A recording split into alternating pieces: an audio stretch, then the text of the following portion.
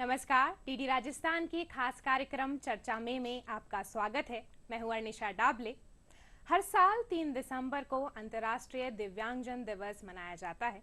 यह दिवस मनाने का उद्देश्य दिव्यांगजनों की समस्याओं को समझना और उनके अधिकारों के प्रति जागरूकता फैलाना है। आज हमारे साथ स्टूडियो में मौजूद हैं मनोज भारद्वाज जी। आपका बहुत बहुत स्वागत है। मनोज भारद्वाज जी पिछले कई वर्षों से दिव्यांगजनों के लिए, खासकर बधिर जनों के लिए सराहनीय कार्य कर रहे हैं। तो आइए चर्चा को आगे बढ़ाते हैं और सबसे पहले मनोज जी से जानते हैं कि हम दिव्यांगता को कैसे समझ सकते हैं, दिव्यांगता क्या होता है, आम भाषा में इसे कैसे समझेंगे हम। देखिए, इसमें बड़ा किसी भी व्यक्ति के दैनिक रोज़मर्रा के कामों को करने में जब कोई तकलीफ आती है तो उसे विकलांगता के कुछ पैरामीटर्स में उसको वो फिक्स कर दिया गया है। बट बेंचमार्क डिसेबिलिटी में हम बात करें तो अगर कहीं कोई आपको विकलांगता के पॉइंट ऑफ व्यू से बेनिफिट लेना है तो 40% प्लस का होना अनिवार्य है। तो वो 40% जो है बेंचमार्क डिसेबिलिटी में आ गया इसमें। जी, इसमें क्या क्या प्रकार होते हैं? क्या शारीरिक होते हैं या सिर्फ मानसिक होते हैं? इसके बारे में थोड़ा विस्तार से बताइए। ये हम जब शुरू से अगर देखते हैं तो इसके कई बार इसके अंदर संशोधन हुए हैं और अभी जो सेंट्रल पॉलिसीज़ आई हैं उसके अंदर भी कई सारे चेंजेस आए हैं। अभी 21 भागों में इसको बांटा गया है। तो ये कहें कि सीधा सीधा कि 21 प्रकार की अलग अलग विकलांगताएं हैं। तो जिसे हम आम तौर पे हम देखते हैं अपने आसपास में, उसमें कुछ भी पहले टाइम होता था 5 से 7% की डिसेबिलिटी हम लोग काउंट करते थे कि ये प्रकार हैं 5 से 7% के। बट अब वो बढ़ा के 21 कर दिया और अभी भी ये नहीं कि 21% ये 21 प्रकार ही रहेंगे। ये आगे जाके अगर आवश्यकता लगी तो जैसे अभी एसिड अटैक को शामिल कर लिया गया है, इस तरह से और कैटेगरीज को भी इसमें शामिल किया जा सकता है। जी, देखा गया है कि दिव्यांगजनों को रोजमर्रा की जिंदगी में बहुत सी चुनौतियों का सामना करना पड़ता है। तो ऐसी कौन सी आम समस्याएं हैं जो दिव्यांगजन हर दिन उनको फेस करनी पड़ती हैं? इसके बारे में आप बताइए। देखिए, मैं वैसे तो हमारा काम काफ़ी वर्षों से हम काम कर रहे हैं डिसेबिलिटी के अंदर, बट मेरा जो अनुभव ज़्यादा रहा है वो डेफ कम्युनिटी के साथ में है। और मुझे लगता है कि एक व्यक्ति अपने हाल बयान नहीं कर पा रहे हैं अपने परिवार के अंदर। जब वो डाइनिंग टेबल पर बैठा होता है तब भी उससे उम्मीद होती है कि वो अपने परिवार के अहम मुद्दों के अंदर वो पार्टिसिपेट करें, अपनी बात कहें। तो कई बार जानकारी के अभाव में हम देखते हैं कई बार कि वो अपनी बात को सही से नहीं कह पाता और वहीं से चैलेंजेस शुरू होते हैं। तो ये परिवार से शुरू हो के स्कूल, कॉलेज और आगे आम जन तक पहुंचने तक की जो यात्रा है उसकी, उनमें आज ये तकलीफें आती हैं। तो समस्याएं कहें तो प्रकार बहुत सारे हैं और समस्याएं कहें तो लगातार इसके ऊपर काम होना बाकी है। बट हम जब अवेयरनेस की बात कर रहे हैं कि कितनी इन को हम मुख्य धारा से कैसे जोड़ें, तो वहाँ हमें लगता है कि हमें सबसे पहले पेरेंट्स को अवेयर करें। तो जो चैलेंजेस की बात है हम एक बार परिवार से शुरू करें, फिर आगे हम कहीं पहुँचें। जी, मैं आपसे जानना चाहूँगी, जो आपकी संस्था है वह आपने कैसे शुरुआत की उसकी, और वह बधिरता के ऊपर ही काम कर रही है विशेष रूप से, तो आपने कैसे ही आपके दिमाग में ये सोच आई कि आपको से केवल बधिर व्यक्तियों के लिए ही काम करना है? इसके बारे में आप थोड़ा बताइए। देखिए, जब हम काम कर रहे थे शुरू में तो हमें लगा था कि बहुत ही लिमिटेड लोग हैं हमारे आसपास में और कितनी संख्या होगी।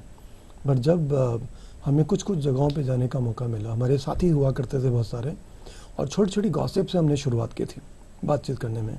और जब लगा कि ये बहुत बड़ा समुदाय है और अपनी बात सही से नहीं रख पाता और दिखने में सामान्य है बट उसके साथ चैलेंजेस बहुत सारे हैं, तब लगा कि अगर कभी इनके साथ कोई क्राइम हो जाता है या कभी इनको मेडिकल सर्विसेज लेनी है या गवर्नमेंट की किसी भी तरह की सुविधाओं का अगर बेनिफिट लेना है तो वो अपनी बात कैसे कहेगा। और ये तब इनके साथ जाने और पर्सनली अनुभव करने के बाद हमें देखा कि चैलेंजेस बहुत सारे हैं। और वहीं से फिर नुपुर, ये जो हमारी संस्था है, इसकी शुरुआत हमने की। और नुपुर को हम कई बार इंटरप्रेट करते हैं कि नुपुर हम नॉर्मली घुंघरू से इंटरप्रेट करते हैं कि घुंघरू है वो अगर रखा है तो वो बजेगा, अगर उसमें से दाना निकाल दिया जाए तो उसका उपयोग नहीं है। तो वहाँ हमें लगता है कि हमारी जो डेफ कम्युनिटी है वो दिखने में बिल्कुल उस बीट की तरह ही है, वो बिल्कुल घुंघरू की तरह ही है, लेकिन उसमें वॉइस एबिलिटी नहीं है और वो अपनी बात को अपनी म्यूज़िक से सबको, समुदाय को सरोबर करना चाह रहा है, बट वो नहीं पहुंचा पा रहा वहाँ तक बात। तो हमने नुपुर का नाम रखा था इस तरह से और उसे ट्रांसलेट किया था कि चलो अब इसमें संवाद जो मिसिंग है, जो डायलॉग मिसिंग है, उसकी तक की यात्रा जो है वो हम पूरी करेंगे। तो नुपुर की शुरुआत ऐसे की हमने और लगातार हम उसके लिए एडवोकेसी कर रहे हैं आज, जो डेफ कम्युनिटी में बहुत ज़्यादा हम लोग काम कर रहे हैं। जी, बहुत ही सुंदर नाम आपने रखा है और उसका आपने महत्व भी बताया। अब मैं आपसे जानना चाहूंगी कि कैसे दिव्यांगता के बारे में पता लगता है? क्या ये बर्थ से पहले ही पता लग जाता है? क्या माँ बाप को किस तरह से सचेत रहना चाहिए? क्या कुछ टेस्ट करवाने चाहिए? कैसे इसके बारे में पता लगता है? देखिए, मैंने अभी आपको बताया था कि एक मूवी है डॉक्टर हॉलैंड उप्स के नाम से, यूट्यूब पे आराम से मिल जाएगी। जितने भी अभिभावक हैं उनको वो मूवी ज़रूर देखनी चाहिए, बिकॉज़ वो पूरा यात्रा है कि कैसे एक म्यूज़िकल फैमिली के अंदर एक डेफ की पैदाइश होती है और उनको क्या क्या चैलेंजेस आते हैं।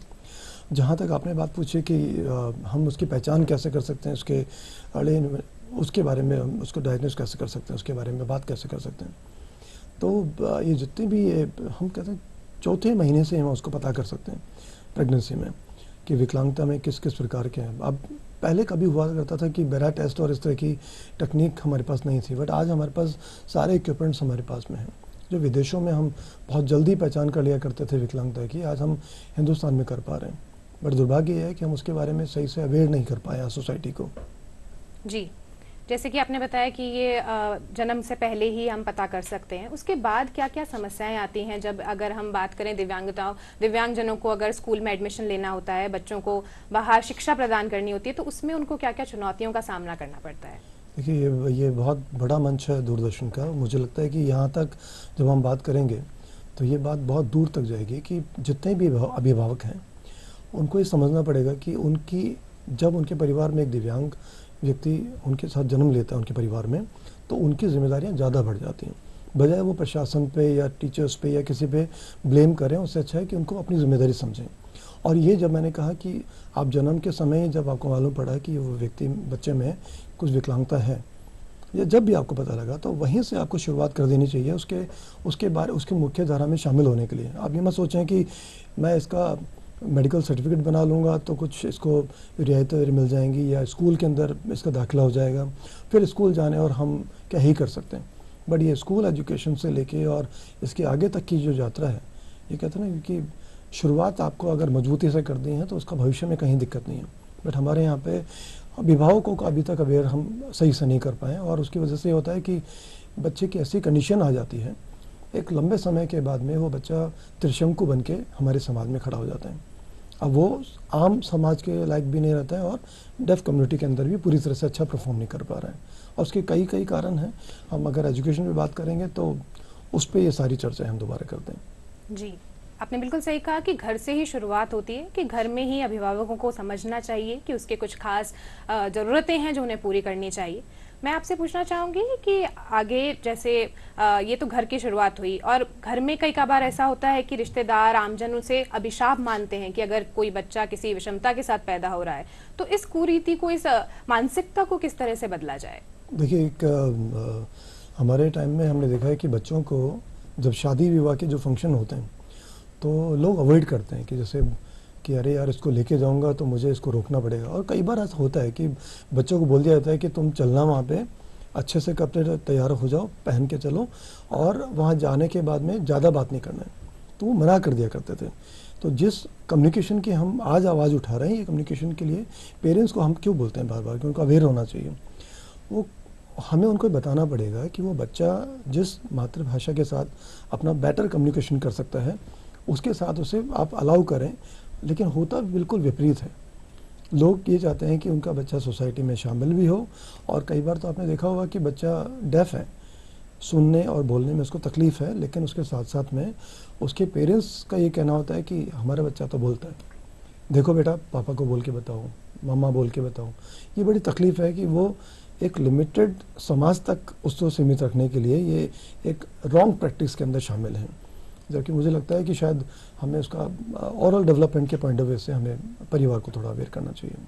जी, मैं आपसे और पूछना चाहूँगी कि एक लंबा सफ़र रहा है, प्रधानमंत्री मोदी का ये आह्वान था कि विकलांगता शब्द को दिव्यांगता से बदला जाए, तो इसके बारे में आप क्या कहेंगे? कैसी एक मानसिकता यात्रा बदली है इस शब्द के बदलने से? किस तरह से खुद दिव्यांगजन के लिए भी और आम जन में भी किस तरह से बदलाव देखने को मिला है? देखिए, वो कहते हैं कि नज़रिया चेंज होना बहुत ज़रूरी है, और किसी को ये बताना है कि सबसे पहले कि हम तुम्हारी बात कर रहे हैं, तो सबसे पहले दिव्यांग व्यक्ति को ये मालूम होना चाहिए कि आप उसके लिए एक रेस्पेक्टिव शब्द जो है गवर्नमेंट ने फोर्सफुली बोलिए कि पर्सनल रिक्वेस्ट पे मोदी जी ने अपील की और इस नाम को दिया। बड़ी नाम ये एक सोच है पूरी तरह से कि जब तक आप कंफर्टेबल नहीं होंगे उस नाम के साथ गौरवान्वित होते हुए समाज में जो हम इक्वल राइट्स की बात कर रहे हैं, वो नाम की वजह से थोड़ा सा उसे पॉजिटिव महसूस होता है कि चलो अब मुझे विकलांग, एक जो तिरस्कार की दृष्टि से, जैसे आपने कहा कि समाज में इनको पीछे रख दिया जाता था, अब उसे लगता है कि मैं एक स्पेशल हूँ और मुझे दिव्यांग शब्द मिला है, और अब मुझे लगता है कि मेरी आवाज़ जो है लोगों तक पहुँचाने में अब मुझे शब्द के साथ साथ में कुछ अधिकार भी मिलेंगे। तो ये चैरिटी से लेके और अधिकारों तक की जो यात्रा है, इसमें ये इस तरह के शब्द बड़ा इंपॉर्टेंट रोल प्ले करते हैं। और नो डाउट समाज में भी जब आम लोगों तक पहुंचाते हैं कि नहीं नहीं, आप इसे इन शब्दों से उच्चारण नहीं करेंगे और अब आप इनको ये कह सकते हैं। जैसे हमारे यहाँ पे बोलते हैं कि डेफ व्यक्ति को हम गूंगा, बहरा, काला कुछ भी कह देते हैं। ठीक है, लोकल लैंग्वेज में हम उसका विरोध नहीं कर रहे हैं, बट धीरे धीरे समय मुझे लगता है कि लोगों को अवेयर होना पड़ेगा। और भले वो व्यक्ति सुन नहीं पा रहे हैं, लेकिन आप उसके प्रति सम्मान रखेंगे तो वो ये शब्द देने की कोशिश वही थी। जी बिल्कुल, सम्मानजनक जीवन तो उनका मूल अधिकार है। मैं आपसे और उनके अधिकारों के बारे में जानना चाहूँगी कि क्या कुछ उनके अधिकार हैं, उनके बारे में आप कुछ बताएंगे? देखिए, ये 1995 में जब हमने बात की, मैं काम करता हूँ स्पेशली लॉ में, और आपका जो ये पुलिसिंग के अंदर जब आपको क्राइम कंट्रोल की बात आती है तब की बात होती है। तो डेफ कम्युनिटी के साथ जब जब भी अत्याचारों का होता है तो हमें लगता है कि हमें उनके लिए विशेष काम से करना होगा। अब ये बात आपने कही कि किस किस तरह से हम उनके ऊपर काम कर सकते हैं, तो लॉ में आप जब देखेंगे तो कभी भी RPWD एक्ट से पहले 1995 का एक अधिनियम बना हुआ है। अब इस अधिनियम के अंदर सारी बातें कही गई थी, जैसे मैंने अभी इसका जिक्र किया। तो हम जब पुलिसिंग में काम करते हैं तो वहाँ एक एविडेंस एक्ट बना हुआ है। अब 1872 के अंदर वो अधिनियम बना है, मूक बधिर व्यक्ति भी अपने बयान या हाल बयां कर सकता है, उसके लिए पूरी प्रोसेस है। ये बना कब? 1872 में। और आज हम 1995 में जाके उसको अपडेट कर रहे हैं, उसको बोलने का हक दे रहे हैं। 2016 में दे दिया, 17 में फिर इम्प्लीमेंट कर दिया। लगातार ये सारी चीज़ें हम एक्ट के माध्यम से दे रहे हैं। 102 धाराएं हैं उसके अंदर, 102 धाराएं, 17 पन्ने, मतलब 17 चैप्टर हैं उसके अंदर। अब इतना मजबूत आपको जब हमारा ये अधिनियम मिल गया है तो आप अपनी बात को पुरजोर तरीके से कह सकते हैं। बट मुश्किल ये है कि हिंदुस्तान में हम उन अधिनियमों की जानकारी, उन RPWD एक्ट की जानकारी हम उन तक अभी पहुंचा ही नहीं पा रहे हैं सरल तरीके से जी। क्योंकि वो इतनी सारी उसकी जो टेक्निकलिटीज़ हैं उनको अगर हम उनको बताएं, तो अभी हाल ही में हमने कोशिश की है कि हम उन सारे RPWD एक्ट के अंदर से वो बातें निकालें जो पर्टिकुलर समुदाय को मुख्य धारा से जोड़ने का काम करें। जी जी, और मैं पूछना चाहूँगी कि तकनीक के इस्तेमाल से किस तरह से दिव्यांगजनों के लिए आम जीवन आसान हो रहा है, उसके लिए क्या आपने भी कुछ कदम उठाए हैं, उसके बारे में भी आप बताएंगे? देखिए, इसमें RPWD का ही वापस एग्जांपल ले लेते हैं हम।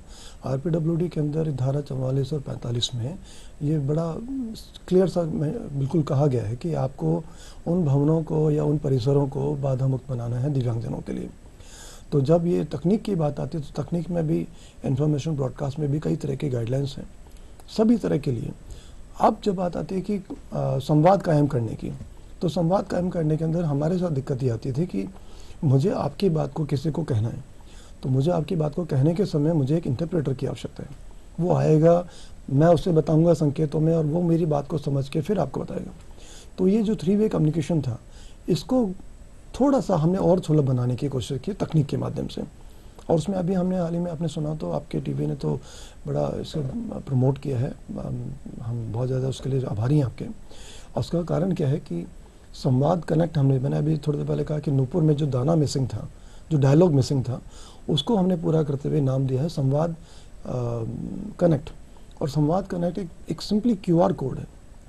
अब तकनीक का उपयोग करते हुए हम क्या कर रहे हैं कि उस QR कोड को हमने सिंपली गवर्नमेंट के अलग अलग डिपार्टमेंट के अंदर, अगर हम राजस्थान की बात करें तकरीबन 200+ डिपार्टमेंट के अंदर हमने दिया है। अभी रेलवे स्टेशन आपका एक्सेसिबल होने वाला है, एयरपोर्ट होने वाला है, तो ये सारी जगहों पे अभी यूनिवर्सिटी के अंदर UGC गाइडलाइंस आ गई हैं। तो इन सारी जगहों पे उस तकनीक का यूज़ करते हुए, उस एक्ट का ध्यान रखते हुए हमने एक सिंपली QR कोड दिया है। अब डेफ व्यक्ति जब भी किसी को उसको अपनी बात कहनी चाहिए होती है, वो किसी फ्रंट ऑफिस पे चला गया, वहाँ जाके फिजिकली हैंडीकैप व्यक्ति जब हमारा होता है, वो जाके अपनी व्हीलचेयर की डिमांड कर लेता है कि मुझे व्हीलचेयर चाहिए। अब डेफ व्यक्ति जो है उससे मान लो आपको कलेक्टर साहब से मिलना है, आपके SP साहब से मिलना है, संबंधित थाना इंचार्ज को बोलना है कि मेरे साथ ये बात हो गई है, तो उस बात को समझाने के लिए उसे दूसरे व्यक्ति की ज़रूरत नहीं है। वो सिंपली QR कोड स्कैन करें, और स्कैन करने के बाद में अपनी बात को संकेतों में ऑपरेटर को बताएं। हमारे ऑपरेटर जो हैं वो आरसीए ट्रेंड हैं सारे, और आरसीए ट्रेंड ऑपरेटर्स को जब वो बताता है सारी बात, तो उसकी बात को बहुत सही से सुना जाता है, समझा जाता है, और उसके बाद वो सारी कॉल रिकॉर्ड होती है, ताकि हम लीगल अगर हम उसकी बात करें तो वो कभी भी जाके उसको हम डिजिटल एविडेंस के अंदर भी उसको उपयोग कर सकें। तो वो सारी बात आसानी से कह सकता है, वो चाहे क्राइम की बात हो या आम सुविधाओं की बात हो। तो अब जो मुश्किल थी कि किसी व्यक्ति को बुलाना, उसको फीस पे करना, और पहली बात तो खोजना। हिंदुस्तान में अब साइन लैंग्वेज इंटरप्रेटर्स को खोजना और गवर्नमेंट के प्रोसेस में उसको इन्वॉल्व करना, कई बार लोग अवॉइड कर देते हैं। लोग कहते हैं अरे सर मैं नहीं आ पाऊँगा।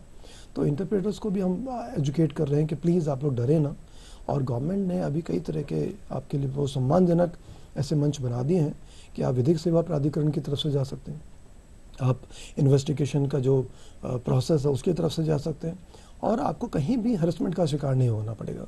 तो जितने भी हमारे जो मेंबर्स हैं उनको भी हम एजुकेट कर रहे हैं। और साथ में मैं आपको एक और बात बताऊंगा कि जो हमारी डेफ कम्युनिटी के जो साथी हैं उनके परिवार में कोड़ा और सोडा 2 कैटेगरीज और होती हैं।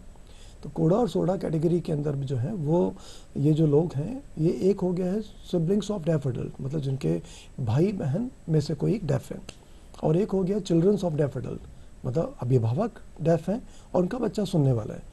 तो उन्हें बहुत ज़्यादा स्पेशली उनको ट्रीटमेंट दिया गया है कि वो जाके किसी का हाल बयां करने के लिए वो मददगार साबित हो सकते हैं। तो इंटरप्रेटर्स की कैटेगरीज बना दी गई हैं, और ये बहुत ज़्यादा अब उपयोगी हो गया है। बट हम कोशिश करें कि जितना जल्दी हो सके RPWD एक्ट की पालना हो और लोगों तक ये बात पहुँचे। जी, ये तो बहुत ही सराहनीय पहल है कि एक दूसरे का हाथ पकड़ के कि जो सिबलिंग्स हैं, जो पेरेंट्स हैं, वो भी एक बच्चे के साथ चल रहे हैं, दोनों एक साथ सीख रहे हैं। मैं आपसे जानना चाहूँगी कि ये ट्रेनिंग में कितना टाइम लगता है? एक आम आदमी अगर ये ट्रेनिंग कोई करना चाहे तो किस तरीके से, क्या इसके कोई चरण हैं और कितने टाइम की ये ट्रेनिंग होती है? देखिए, भारतीय सांकेतिक भाषा को हमारे जितने भी दर्शक हैं अगर वो देख रहे हैं, तो मैं रिक्वेस्ट करूँगा कि महिलाओं को, स्पेशली जो गर्ल्स अगर वो सीखना चाहती हैं, तो अभी गवर्नमेंट ने ऐसे विकल्प दे दिए हैं कि आप ट्रेनिंग भी करो और आपको स्टाइफंड भी मिलेगा। 2 साल का डिग्री है, आपका डिप्लोमा है, वो डिप्लोमा करने के बाद आप किसी की मदद के लिए योग्य व्यक्ति बन सकते हैं। और ये आज हिंदुस्तान में अलग अलग जगहों पे, मतलब जयपुर की बात करें तो यहाँ जामडोली में सेंटर्स हैं और कई सारे प्राइवेट इंस्टीट्यूट चल रहे हैं, वहाँ जाके आप सीख सकते हैं। तो 2 साल का तो एक स्टैंडर्ड डिप्लोमा है।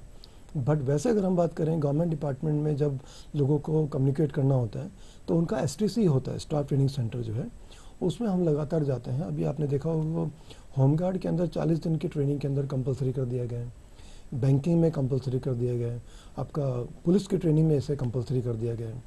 और डे बाय डे इस तरह से करके हमारे पास जब रिक्वेस्ट आती है, अभी हमारे पास डिज़ास्टर मैनेजमेंट का भी कहा हुआ है, क्योंकि बहुत आपातकालीन स्थिति में आपको आवश्यकता पड़ती है कई बार, तो वहाँ जब ट्रेनिंग की बात आती है तो हम उनको ये रिक्वेस्ट करते हैं कि आप अपना शब्दकोश हमें दे दें, कि जब व्यक्ति से आपकी पहली बार जब बात होती है, हम कहते हैं फर्स्ट इन्फॉर्मेशन वाली बात, तो जब व्यक्ति से आपकी पहली बार संवाद हो रहा है तो आपको किन किन तरह की बातों के साथ आपको कम्युनिकेट करना होता है।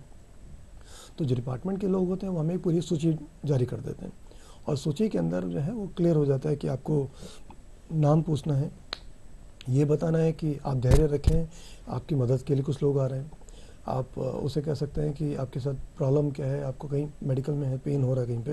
अगर हम बेसिक कम्युनिकेशन की बात करें तो जब भी कभी आपको कभी कोई डेफ व्यक्ति मिले और उसकी कोई बात आपको पसंद आए तो आप ज़रूर इसको ऐसे करके आप अप्रिशिएट करें। ये हम ताली, जो हम सुनने वाले ताली ऐसे यूज़ करते हैं, और हम डेफ कम्युनिटी में सराहना करने के लिए ये यूज़ करते हैं। अगर आपको आभार जताना है तो आप आभार जता सकते हैं, धन्यवाद। अगर आपको नाम पूछना है तो नाम, अगर ग्रामीण परिवेश का बच्चा कोई है तो आप उसे देखते हैं न, लोग नाम गुदवा देते हैं, तो अगर आप गुदवाने वाला साइन करेंगे तो वो समझ जाएगा। नाम पूछने का दूसरा तरीका यह है कि नेम प्लेट लगी होती है तो आप यहाँ पूछ सकते हैं। कुछ जो पढ़े लिखे शिक्षित बच्चे हैं उनको हम ऐसे पूछते हैं आपका नाम क्या है, तो नाम पूछने के तरीके हो गए। उसके बाद धन्यवाद जारी कर दिया आपने, उसको अप्रिशिएट कर दिया आपने। और अगर लगता है कि कोई समस्या की बात है तो ये इंटरप्रेटर की बात, क्योंकि आप उसे टोटल कम्युनिकेशन नहीं कर पाएंगे, तो आप कह दें कि इंटरप्रेटर को हम बुला रहे हैं, या फिर धैर्य रखें, हम इंटरप्रेटर को बुला रहे हैं। तो ऐसी बातें हम कर सकते हैं। जी, हर साल 3 दिसंबर को जो अंतर्राष्ट्रीय दिव्यांगजन दिवस मनाया जाता है, इसकी कोई एक पर्टिकुलर थीम होती है। तो इस वर्ष की थीम जो विश्व स्वास्थ्य संगठन द्वारा निर्धारित की गई है वो है कि दिव्यांगजन के नेतृत्व को बढ़ावा देना ताकि एक समावेश और सतत भविष्य का निर्माण हो सके। तो मैं आपसे जानना चाहूँगी कि आप ऐसे क्या कोई दिव्यांगजन से आप प्रतिदिन मिलते रहते हैं, तो कोई ऐसी कोई कहानी आपको याद हो जो हमारे दिव्यांगजन अगर दर्शक देख रहे हों जिससे उन्हें प्रेरणा मिल सके? मेरे मेरे एक बहुत अच्छे मित्र हुआ करते थे, राजेंद्र सिंह। मैं उनका नाम ज़रूर कोट करूँगा बिकॉज़ उनकी वजह से ही मेरा भी इस क्षेत्र में आने का हुआ था। राजेंद्र सिंह ये बधिर नेता थे और अभी वो शांत हो चुके हैं, हमारे साथ नहीं है। लेकिन उनकी जो बेस्ट क्वालिटीज़ थी कि जब भी कहीं वो देखते थे कि रेलवे में आपने देखा हो दिव्यांगों का एक कोच बना होता है, तो दिव्यांगों के कोच के अंदर अगर आम व्यक्ति बैठे हुए हैं और दिव्यांग को मौका नहीं मिल रहा है, तो वो चाहे वो डेफ हो या अन्य दिव्यांग हो, उनको प्राथमिकता देने का उनका बड़ा रहता था। उसके बाद ये जो 95 जो एक्ट हमारा था, उसके तहत हम कितनी सारी काम कर सकते हैं गवर्नमेंट में। इवन जो हमारा जो राजस्थान का पहला पुलिस स्टेशन, जो पुलिस सहायता केंद्र जो इस्टेब्लिश हुआ, ये हम लोगों ने साथ मिलकर शुरू किया था उसमें। और आप देखें तो ये प्रयास उन्हीं के हैं कि उनकी प्रेरणा से या उनके, वो कहते हैं ना कि एक सराहनीय विचार, मैंने भी कहा सराहनीय विचार, कुछ सार्थक प्रयास मुखरित हुआ मौन। तो अब जो सराहनीय विचार जो थे वो ऐसे ही डेफ लीडर्स की तरफ से निकल के आते हैं, क्योंकि ये जब आपको बताते हैं कि हम जब पॉलिसी मेकर्स की बात करते हैं तो कई बार आपने देखा होगा कि बजट पे चर्चाएं हो रही हैं या किसी और पे चर्चाएं हो रही हैं या उनके बारे में एक्ट की बनाने की बात हो रही है, तो उनसे राय ली नहीं जाती है। और हमारे जो साथी हैं वो कई बार, हमारे जैसे राजेंद्र, हमारे तरुण और ऐसे बहुत सारे साथी हैं, वो लगातार इस बात को बोलते हैं कि आप प्लीज़ हमसे तो पूछें कि हमारी आवश्यकताएं क्या हैं। और जब ये बात की जाती है तो मैं मानता हूँ कि इसमें हमारे नेताओं का, जो बधिर नेता हैं, उनका आना बहुत ज़रूरी है। उनका लोगों के सामने उनको रूबरू होना सरकार से बहुत ज़रूरी है कि वो अपनी बात कहें और अपनी जो मुख्य आवश्यकताएं हैं, जहां अभी तक लोग नहीं पहुंच पा रहे हैं, उनके बारे में सरकार को अवगत कराएं। जी जी, और मैं आपसे एक और जानना चाहूँगी कि अगर जो दिव्यांगजन होते हैं वो तो मान लीजिए कुछ तो जन्मजात दिव्यांग जन्म की कोई समस्या आ जाती हैं, कुछ कुछ दुर्घटना के कारण उनको इन विषमताओं का सामना करना पड़ता है। तो ऐसे में बहुत बार ऐसा देखा गया है कि खुद दिव्यांगजन को ये मानना, ये उनके लिए मतलब बहुत एक मानसिक क्षति के तरीके से देखा जाता है। वो अपने आप को नहीं संभाल पाते हैं जब उनको पता लगता है कि उनमें किस तरह की विषमताएं हैं। तो उनके मानसिक स्वास्थ्य को लेकर आप क्या कहना चाहिए? हमारे पास बहुत सारी बातें नहीं होती बिकॉज हमारे पास केसेस बहुत सारे होते हैं। लगभग 2-2.5 लाख से ज़्यादा हमने केसेस पे काम किया आज तक। और हमें लगता है कि उन केसेस में से कोई एग्जांपल अगर मैं निकालूं तो आपके लिए, तो दिव्यांग व्यक्ति के साथ जो चैलेंज आता है, जो मैंने कहा, एक शब्द यूज़ किया था त्रिशंकु, कि परिवार का गलत इंटरप्रिटेशन जो है कि मेरा बच्चा डेफ होने के बावजूद ये तो बोल सकता है, ये तो सुन सकता है, ये तो अपने सारे काम कर लेता है।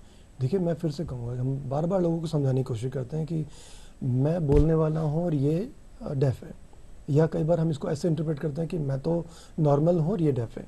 नॉर्मल तो हम दोनों ही हैं, लेकिन हम उसके अंदर ये उसमें असर छोड़ देते हैं कि वो किसी तरह से पीछे समाज में। तो ये जब बात इस तरह की बात आती है तो मुझे लगता है कि यहाँ हमें लगता है कि लोगों को बताना ज़रूरी है कि आप प्लीज़ इस पर थोड़ा सा फोकस करें। और ये जो त्रिशंकुपना जो आपने बच्चों को दे दिया है कि ना तो आपने कम्युनिटी विशेष के लिए छोड़ा है और ना ही आप सामान्य लोगों तक से छोड़ा है। और ये चैलेंजेस इतने बढ़ जाते हैं आगे जाके कि जब तक अभिभावक जीवित हैं तब तक वो किसी न किसी तरीके से उसकी जो आवश्यकताएं हैं मूलभूत, वो पूरी करते रहते हैं। लेकिन जैसे ही पेरेंट्स शांत हो जाते हैं या वो नहीं होते उनके साथ में, या उनकी शादी के बाद उनको अपना जीवन शुरू करना होता है, तो कम शिक्षा और कम जानकारी के अभाव में वो अपनी लाइफ में इतने सारे चैलेंजेस फेस करते हैं, वो बहुत मुश्किल होता है उनके लिए। जी, आखिर में मैं आपसे कहना चाहूँगी कि आप अगर कोई आमजन के लिए कोई अपील करना चाहें कि वह कैसे, किस तरीके से दिव्यांगजनों के लिए बेहतर समाज तैयार कर सकते हैं, तो उसके लिए आप क्या अपील करना चाहेंगे? देखिए, मैं रिक्वेस्ट सभी से बार बार ये करता हूँ कि बच्चों को आजकल सांकेतिक भाषा का एक छोटा सा कोर्स दे दिया गया है कि सांकेतिक भाषा के बारे में अवेयर हो जाएं। आप अवेयर हो जाएं और अवेयर के साथ में कोशिश कीजिए कि जितना हो सके हमारी जो डेफ कम्युनिटी है, इसको आप ये ना सोचें कि मोस्टली लोग ये सोचते हैं कि ये तो डेफ नहीं है, मंदबुद्धि है।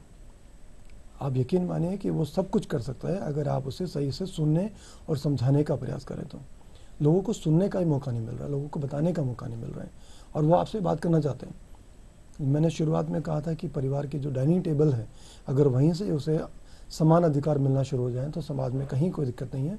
तो समाज से रिक्वेस्ट यही है कि वो जितना हो सके डेफ लोगों को समावेशी एटमॉस्फेयर तैयार करने में मदद करें, और जब भी वो कुछ कहना चाहे तो थोड़ा पेशेंसली उनको सुनने की कोशिश करें, ताकि वो अपनी बात को पूरा नहीं तो थोड़ा बता सकें। जी बिल्कुल। संयुक्त प्रयास से ही सम्मानजनक सबके संयुक्त प्रयास से ही दिव्यांगजनों के लिए एक सम्मानजनक माहौल तैयार किया जा सकता है। आप सब देखते रहिए डीडी राजस्थान। नमस्कार।